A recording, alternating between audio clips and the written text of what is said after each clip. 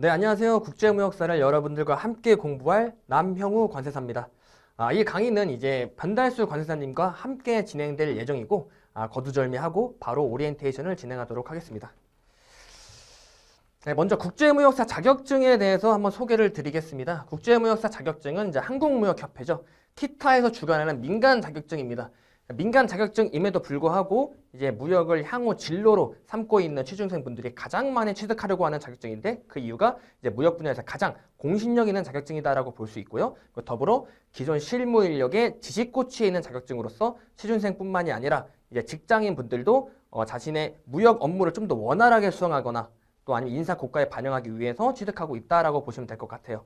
네, 이 국제무역사 자격증을 취득하신다고 해서 100% 취직이 가능하다라고는 말씀은 못 드리겠지만, 관세법인이나 또는 회사의 무역 관련 부서에 지원을 하셨을 때 우대사항에는 있을 거다라고는 조심스럽게 말씀을 드리고 싶네요. 네, 근데 국제무역사 시험은 매년 2월, 8월 이제 연 2회 시행이 되고 응시료는 4만 원이 되겠습니다. 다음은 과목 소개입니다. 이제 과목 소개를 드리기 전에 큰 틀을 한번 먼저 말씀을 드리면은, 과목은 이제 무역 규범, 무역 결제, 무역 계약, 무역 영어 이렇게 총 4과목으로 이루어져 있습니다. 그중 2과목씩 끊어서 2교시 동안 시험을 보게 되는데, 보시게 되면은 80문항이죠. 이 한 교시마다 80문항을 90분 안에 풀어야 됩니다. 즉 한 문제당 1분 좀 넘게 시간이 주어드는데, 사실 여기에다가 우리는 뭘 해야 됩니까? OMR 마킹을 해야 되죠. 그리고 OMR 하는 마킹하는 시간과 그리고 시험을 치르신 수험생 분들 중에 뭐 시험지 반출이 되지 않기 때문에 채점을 하시고 싶은 분들이 계시다 그러면은 가답안을 작성하는 시간까지 포함해서 90분을 계산하게 되면 실질적으로 80문항을 푸는 시간은 제가 보기에는 84분 정도 되지 않을까라는 생각을 합니다. 그렇기 때문에 공부하시는 것도 중요하지만 최종적으로 합격을 하기 위해서 이 시간 안에 시간을 배분해서 문제를 푸는 것도 한번 고려해 보시라라는 말씀을 한번 드리고 싶네요. 그리고 시험 자체는 평균 이 4과목에 대해서 평균 60점이 넘어야 되고 과목당 꽈락 40점이 없어야 됩니다. 즉 다시 말하자면은 평균이 60점이 넘는데도 불구하고 한 과목에서 예를 들어 40점이 아닌 30점을 취득했다라고 한다면은 이 시험은 불합격이 되는 거죠. 그렇기 때문에 이 점수 배점도 고려하셔서 공부를 잘 하시라라는 말씀을 좀 드리고 싶네요. 네, 바로 이제 과목에 대해서 한번 좀 조금은 디테일하게 한번 이야기를 해볼게요. 이제 무역 규범 같은 경우는 보시면 아시겠지만 딱 느낌이 오시죠? 법입니다. 법이다 보니까 상식선으로 문제를 좀 풀기에는 좀 어렵다. 그렇기 때문에 제가 보기에는 좀 다독이 필요하다라고 좀 말씀을 드리고 싶어요. 또 이제 무역에는 이제 3대 법규라는 게 존재하는데, 그 중에 하나가 이제 관세법, 하나가 대무역법, 하나가 이제 외국환거래법인데, 그 중에 2가지인 관세법과 외국환거래법이 무역 규범 속에 자리 잡고 있다라고 보시면 될 것 같고, 이제 관세법과 이제 연장선상으로 관세를 납부했을 때 환급받을 때 이제 적용되는 법률인 환급특례법과, 그리고 FTA 원산지 증명서나 FTA를 적용할 때 근거 법률이 되는 FTA 특례법까지가 합쳐서 이제 무역 규범이 된다라는 거고, 이 무역 규범 과목을 어떻게 돼요? 변달수 관세사님께서 진행을 해주신다라고 보시면 될 것 같아요. 네, 그럼 이제 2, 3, 4과목을 한번 설명드리기 전에 무역의 일반적인 메커니즘과 좀 엮어서 한번 말씀을 드리도록 할게요. 무역의 메커니즘은 이제 첫 프로세스를 말하라고 하면은 저는 이제 성립을 말하고 싶네요. 그리고 2번째가 이행, 그리고 3번째가 종료라고 말씀을 드리고 싶습니다. 자, 성립이라는 건 뭐냐라고 한다면은 이 3과목인 무역계약의 성립이다라고 들으시면 될 것 같아요. 자, 무역계약 성립이냐 뭐냐라고 한다면, 판매자와 구매자 간에 판매자는 이제 판매할 의사, 그리고 구매자는 구매할 의사가 서로 합치가 되면 어떻게 됩니까?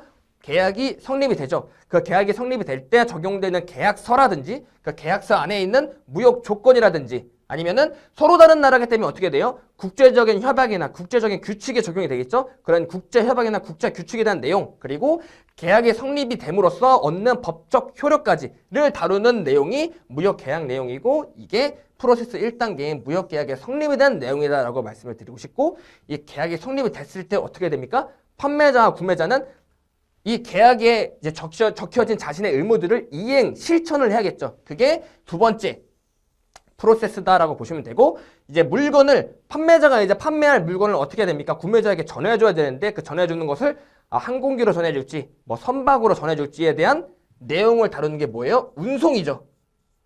그래서 그 운송에 대한 내용을 여기서 배우게 될 거고요. 그리고 운송을 할 때 있어서 만약에 물품이 손해가 날 것을 대비해서 우리는 어떻게 합니까? 도박의 성격을 지닌, 사행계약의 성격을 지닌 보험을 가입하게 되죠. 그 보험에 가입하는 내용을 여기서 배우면서 이행 단계는 다시 이제 보험이 이렇게 추가가 되게 되고 마지막으로 보험이 가입된 물품이 구매자에게 안전하게 잘 왔어요. 그렇다면 구매자는 어떤 의무가 있습니까? 자기 앞으로 온 이 물품에 대한 대가를 지불할 의무가 있죠. 그래서 마지막으로 이행 단계에서 결제가 이루어집니다. 어떤 결제? 자신의 앞에 있는 그 물품에 대한 대가에 대한 결제. 그래서 그 대가에 대한 결제를 이 과목인 대금 결제에서 배우게 된다라는 거예요. 자, 그랬을 때 이행까지 완벽히 마쳤으니까 사실상 무역계약은 완벽하게 종료가 되죠. 하지만 우리가 배우는 국제무역사에서 배우는 종료라는 건 뭐다? 당연히 나쁘게 헤어졌을 때다. 그렇기 때문에 이 종료는 뭐다? 분쟁이 일어났을 때를 말하는 거다라고 생각하시면 돼요. 그래서 이 분쟁이 일어났을 때 해결하는 방법까지를 무역계약에 포함돼서 배우게 됩니다. 그래서 이런 이 전반적인 이 무역의 프로세스를 우리는 대학교에서 뭐라고 부릅니까? 무역 실무라고 부르죠. 그렇기 때문에 이 무역 실무를 전공한 이제 전공자들이 국제무역사를 취득하는 데 있어서 조금 더 수월하다라는 게 바로 이 말이고, 그리고 그렇다고 해서 이 이야기 자체가, 이 프로세스 자체가 너무나 어려운 학문은 아니기 때문에 비전공자분들도 충분히 합격하시는 데 지장이 없다라는 말씀을 드리고 싶어요. 자, 그렇다면 무역 영어는 뭐냐라고 한다면은 이 전반적인 무역 실무 내용을 한 번 더 영어로 리마인드 하신다고 보시면 될 것 같아요. 자, 대신 비율을 보시게 되면은 국제협약 및 국제규칙과 무역 실무가 50%, 비즈니스 영어가 50%죠. 즉 다시 말하자면은 영어를 못 하신다고 해서 반드시 점수가 낮게 나오는 건 아니고, 영어를 반드시 잘한다고 해서 점수가 높게 나오는 것은 아니다라는 것을 말씀을 좀 드리고 싶어요. 즉 저는 오히려 좀 더 포커싱 자체를 영어를 못 하시는 분들도 여기에 좀 장벽, 좀 거리낌이 없이 들어오셔도 괜찮다라는 말씀을 드리고 싶습니다. 즉 다시 말하자면은 여기에 대한 대금 결제, 무역 계약, 국제 운송, 해상보험에 대한 내용이 이해가 되어 있으면은 이 무역 실무 영어로 나오는 것들이 좀 전반적으로 일반적인 영어보다는 좀 쉽게 다가올 테고, 국제협약 및 국제규칙은 여기 1교시의 법처럼 이미 정해져 있기 때문에 결국 뭐다? 선지에서 비교해보면 틀린 그림 찾기를 찾는 것이다 라고 생각하시면 될 것 같아요. 그리고 이 비즈니스 영어 같은 경우는 쉽게 말하자면 이제 토익이나 수능 영어처럼 뭐 서신의 목적을 찾아라, 서신의 목적을 찾거나 서신의 뭐 순서를 제대로 배열하거나 아니면 서신에 들어갈 뭐 빈칸에 알맞은 말은 이런 내용에 들어가기 때문에 그냥 이건 단순히 영어 문제다라고 보시면 될 것 같아요.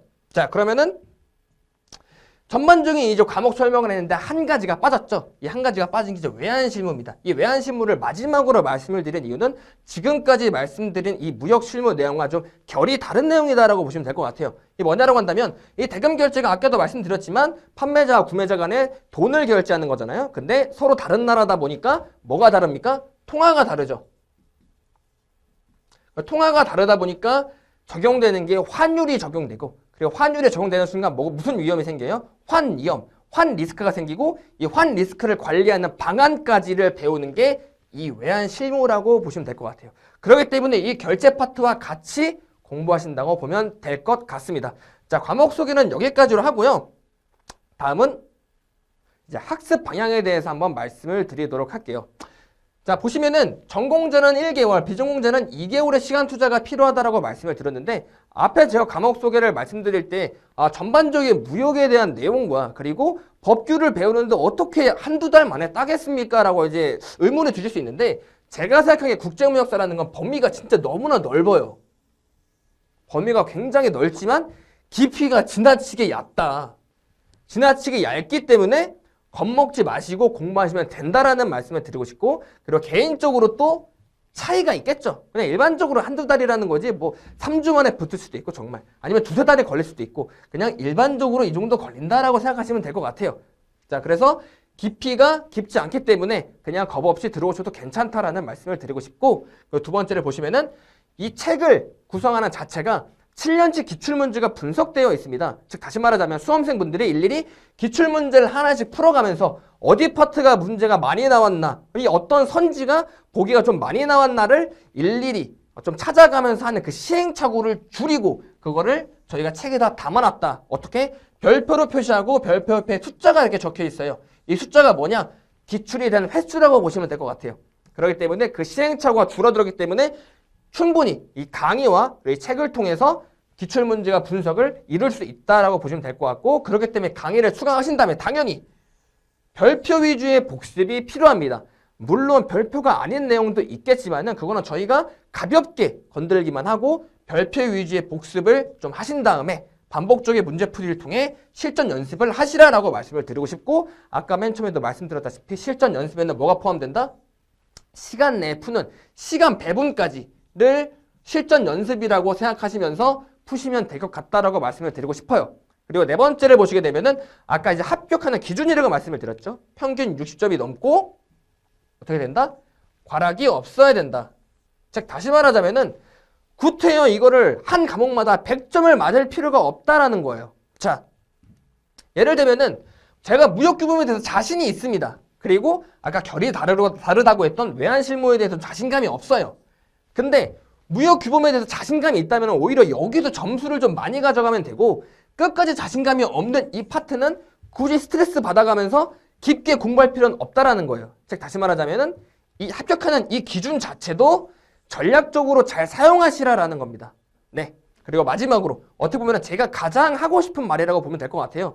제가 이제 관세사 수험생분들한테도 가끔씩 이제 말씀을 드리는 건데, 우리가 이 무역의 전반적인 내용과 그리고 이 법규를 공부하는 내용은 전문적인 이 학자, 무역학자가 되기 위한 길이 아니다. 우린 단지 합격만 하면 된다. 그렇기 때문에 이 전반적인 이 넓은 무역의 이 범위를 굳이 얇게만 봐도 되는데 깊게 보지 말라는 거예요. 즉 다시 말하자면 기본적인 개념에 대해서 물음표를 하나 정도는 던질 수 있지만 이 물음표의 또 연장선으로 이건 또 왜? 아니 이건 또 왜? 아니 이건 또 왜? 이렇게 물음표 살인만은 되지 말자라는 거예요. 네.